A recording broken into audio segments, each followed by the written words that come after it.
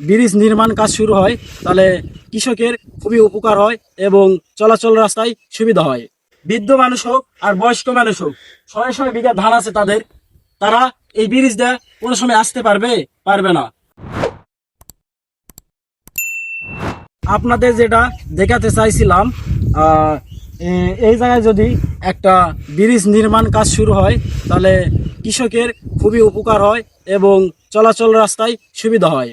আর বগুড়া 3 আসন থেকে বলতেছি, আদমদিঘি থানা থেকে মহিত তালুকদার স্যারকে বিশেষভাবে অনুরোধ আমার, এই জায়গায় যেন সুন্দর একটা ব্রিজ তৈরি হয় এবং অতি তাড়াতাড়ি এই জায়গায় বাঁধের রাস্তা যেন নির্মাণ কাজ শুরু হয়। বিভিন্ন জায়গায় থেকে পর্যটক আসে আর এবং আমাদের বীরে কদমা করসবাড়ি গ্রামের 300 থেকে 350 বিঘা জমি আছে, তারা এই জায়গায় সামনে চাষ করে থাকে। বিভিন্ন রকম বন্যার কারণে, আবহাওয়ার কারণে এই জায়গায় ভরপুর পানি হয়ে গেছে, আর তার জন্য তারা ধানগুলো নিয়ে আসতে পারে না। আর এই জায়গায় যদি একটা ব্রিজ থাকতো, তারা ঘাড়ে করে এবং খুব সুন্দরভাবে তারা ধান নিয়ে আসতে পারতো। কিন্তু দুঃখের বিষয়, এটা অনেক দিন হয়ে গেল এই ব্রিজের কেউ একটা আবেদন জানায় না এবং ভিডিও ছাড়ে না।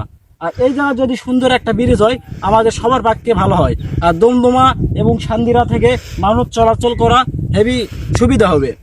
আর কৃষকের অনেক রকম ক্ষতি হয়ে যাচ্ছে এই জায়গায় ব্রিজ নাই, কারণ ধান তো ঘাড়ে করে নিয়ে আসা যায় না, আর ধান তো সবগুলো ডুবে যায়। 300 থেকে 350 বিঘা জমি আছে আমাদের কদমার আর এবং করসবাড়ির।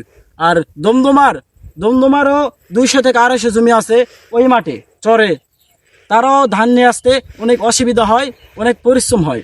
তারা নিয়ে আসে পানিতে হয়তো সাঁতরে, না হয়তো সাইড দিয়ে নিয়ে আসে। কিন্তু এই জায়গায় কিছু হয়তো দমদমার বড় ভাই এবং চাচারা খুব সুন্দরভাবে তারা একটা ব্রিজ নির্মাণ করেছে। ব্রিজ এটা খুব সুন্দরই লাগিচ্ছে, বাঁশ এবং গাছ দিয়ে তারা তৈরি করেছে।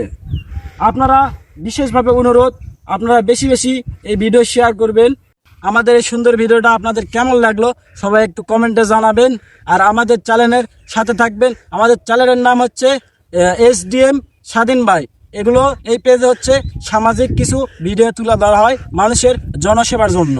আর আমাদের ভিডিওটা আপনাদের ভালো লাগলে বেশি বেশি শেয়ার করবেন আর আমাদের পাশে থাকবেন।